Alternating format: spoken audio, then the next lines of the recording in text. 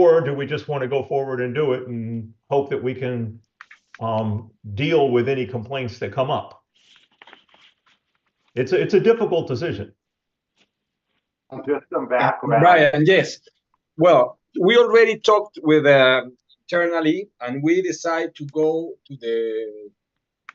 and talk with them before we start the construction. This is because in our structure, in the way that we manage the project, the business, let's say, we work with a fund in Peru, and the money for us is have a very important cost. In this project, 1 month is 1.5 million. So we can't take the risk of discussing with the neighbors in the middle of the construction. We prefer, of course, maybe pay them something before, maybe, I don't know, but everything is going to be cheaper than 1.5 million. In 1 month, let's say, if we solve the problem in 1 month, this can take more. So for us, it makes sense to go and talk with them, of course, with a strong. We need to define how are we going to tell them that we will manage the situation with a strong. ¿Cómo se dice? You want a strong proposition. You want to be able to explain to them what you're going to do. Sorry. That's okay. With my English sometimes. Yes, but I think that's a decision that we already make. So what we need to define now is the strategy that we will take. So what I would suggest is that first of all, you're going to tell them we're not going to swing a load over your property. It's just the occasional boom of the crane, number one. Number two, to the extent that for some or all of these 4 parcels, you can modify the swing of the crane if necessary to avoid their property, even though it may cost us more money. You can at least say to them, look, we have an alternate plan not to swing over your property, but it's going to cost us more money, so we're willing to share some of that savings with you, so they don't think that they have you totally by the cojones and that you have no choice but to deal with them. Mm-hmm. Yes, that's a good idea. That's a good idea. So what we need. Crane plan doesn't make sense. Sorry. You may negotiate a crane plan that doesn't make sense. This is a single crane. There's a big leave-out space of your building in the upper left, next to 2, where the crane doesn't reach. Isn't that your building? You're talking about in the upper left, yeah, in the little L part. Yeah, how are you craning that? This crane plan doesn't work to me. Well, this is not the final one. This is one proposal from Thornton. We definitely, Thornton already have another first option. Let's say that is they are working on that. I don't know. Maybe Juan Carlos, you can tell us something about that. But I know that Thornton already said that this is not going to be the final proposal. Yes, they are working in another proposal without the interference with the street. They are working in You're going to end up with 2 cranes. A double what? Sorry, Donald? They may end up with 2 cranes, or moving the crane up the page into the building. Yeah, the second one. The building. And then it changes what we're asking for. I'll go with the assumption that we're going to ask for, right? You may only be affecting 1 and 2, not 3 and 4. I think the 3 and 4 are they could be interferes with the crane when they are like charging like the tracks of the steel, for example, or the tracks of the framework, or the tracks of the PT cables. they are putting like the crane in some position that they only without loud the crane in the number 3 and number 4. But when they are talking and they are working inside the building, they are only interference with number 1 and number 2. Well, I think that's something that we can still work on that. It's not something that we need to define in this moment. What we need to start working on, I think, is first of all start knowing who is who. No, who are the persons that we need to talk with in number 1, in number 2, in number 3, in number 4. Then with the final definition of where to put the crane, we can define with who we will going to talk.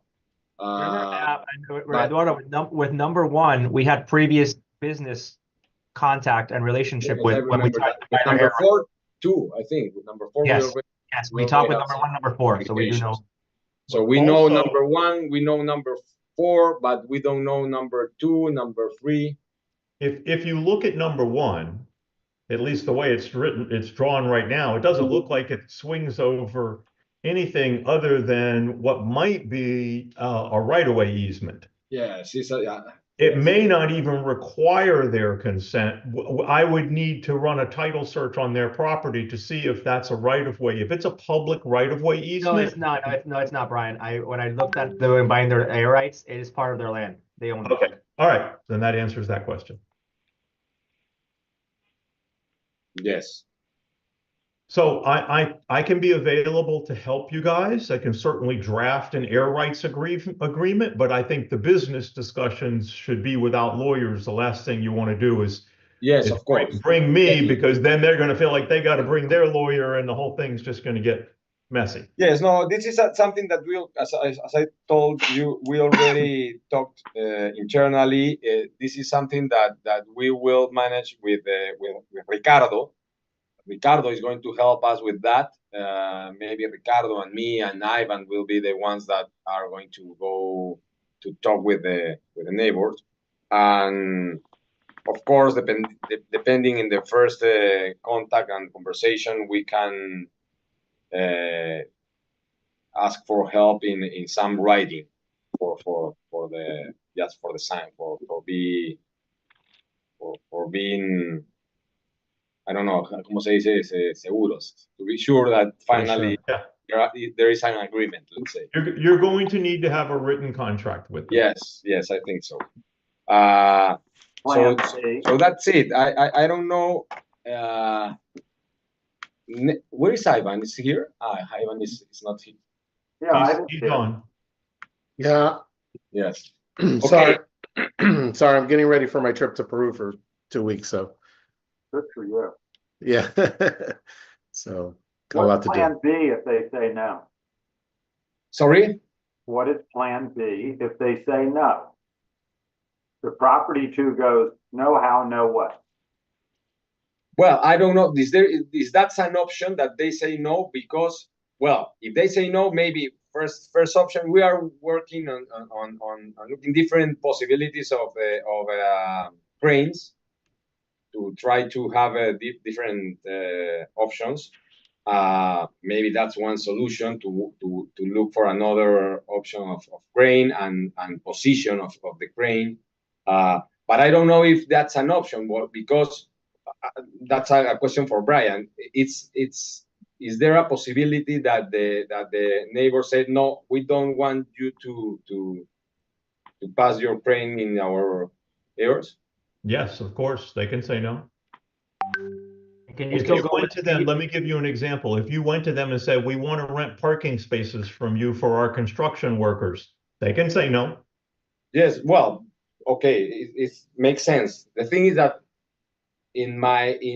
how can well, yes, of course, they can give me a permission for the build. No, yes. Okay, don't worry. I'm thinking in terms of Peruvian laws.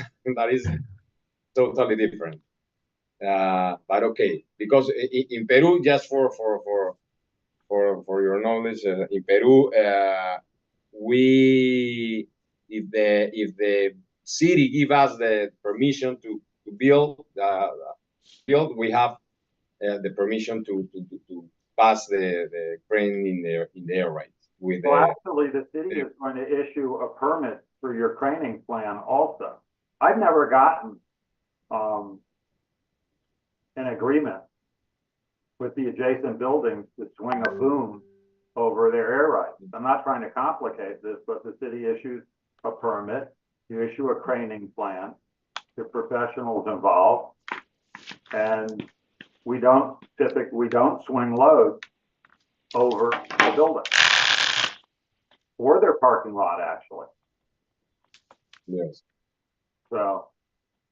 So legally, let me just be clear, the fact that the city approves your permit and issues you a permit has nothing to do with the private property rights of the adjacent owners. In this case, I understand that. The city does not have the power to grant consent on behalf of private property owners. Okay. Understood. And what I suspect happens in the community most of the time is developers don't bother asking and nobody complains, or if they do complain, they end up reaching agreement. You can see the only court decision that we found where the judge said, yes, you are violating their air property rights, but it's not a material violation, so you can get damages, but not an injunction. And that's one judge's opinion. That's the problem. Is this judge it's not an appellate court, so the decision is not binding. I think it could be a matter of how much money we are able to give them. If they say no, I prefer to know that in this moment than then, and organize my crane and everything, knowing that I can't use their air. This is we can't take any risk on this because it's too much money. And finally, because in my understanding, of course they can say no, and I need to change my plans. But in the middle of the construction, if something happened and they say we don't want you to use our airs, and we don't have an option in that moment. Yes, I agree with you. Pay a lot of money, or we will to go back and change the crane. That's almost impossible in the middle of the construction, and we will be in big troubles in that moment. Yes, and it's not just the $1.5 million a month cost of your money. It's also the cost of delay with the GC. Yes. Everything starts struggling. Okay. So, I don't know, next steps, Ivan, what do you think? Yeah, so Brian and Suzanne put together a list of property owners, and it was very helpful. Thank you. So let me go through that. Everybody around the crane is pretty much an institutional apartment manager or owner, except for number 3. That is a condominium.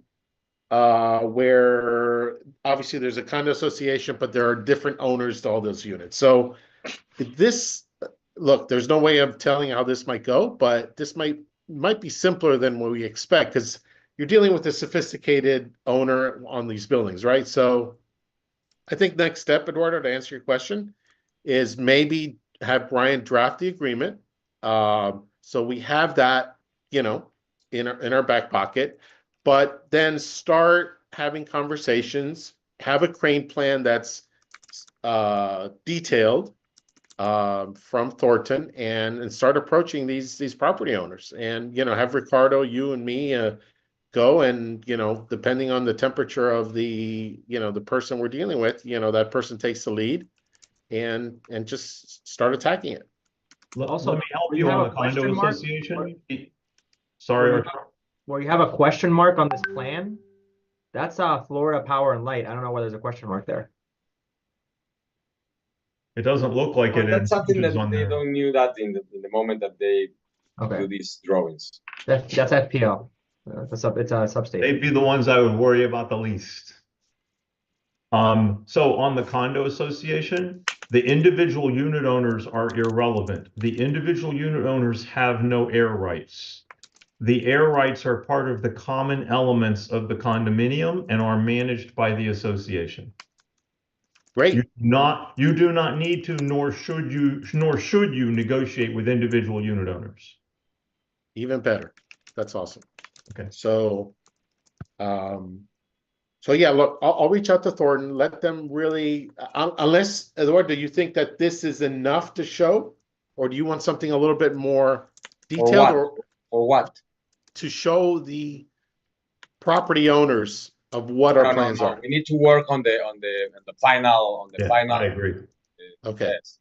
All right. So we gotta do that. We need to work out. And I might not show the other properties, just show the circles where the swing, the tip of the crane is, and Yes. and the stanchion, the vertical stanchion. We need yes, of course. We need drawings, different drawings for each one. That might be helpful. Also, there was some discussion of this in our last call, but I want to make it clear that I think it's a big mistake to include Thornton in the negotiations with the property owners. No, Thornton is not going to be with us. Okay. All right. Definitely. That's something that will be managed by Ricardo, Ivan, and me. Okay. Yes. All right. From someone. They got it from a crane company or the shell contractor. It'd be worthwhile asking them how to reduce the overswing. Is it 2 cranes?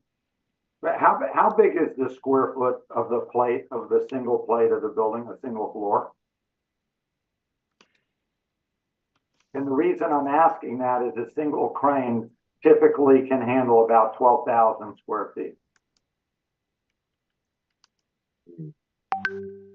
Yeah, it's about that. It's not about the average floor plate, the average floor? Yeah. Yeah. Average floor is around 12,000 square feet. Yeah, exactly.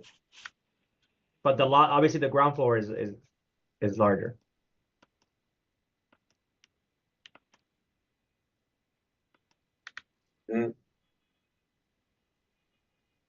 So while I've got you guys here, are you telling me that you want me to go ahead and draft a form air rights agreement? I think not for now. I Okay. think not for now because it's gonna depend on the conversation of each one. Maybe it's gonna be different options for each of them. So Okay.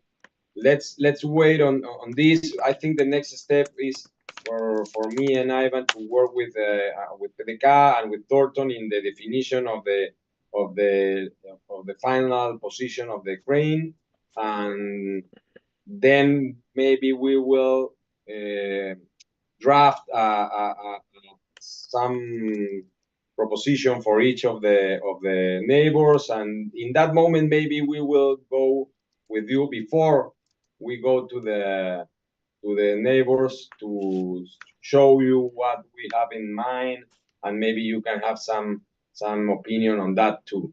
And Okay. yes, I think that's the next steps to do. Okay. So I think we're okay. All right. with this. Thank you very much. Thank you, everybody. Thank you, Bye-bye. everyone. Thank Have a you. good weekend. See you. Thank Thank you very you. much. Thanks. Bye.